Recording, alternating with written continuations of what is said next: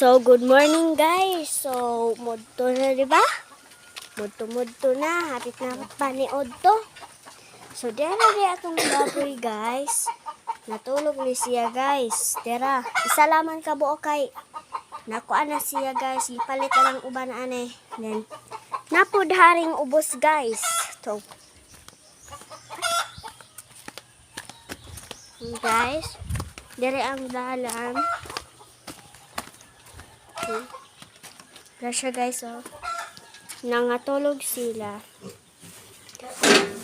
Sorry kayo guys kay nahugaw ning iya ang kuan kay naghanking kuan. Hugasan na po ni guys. Pero bago pa man ang ligot.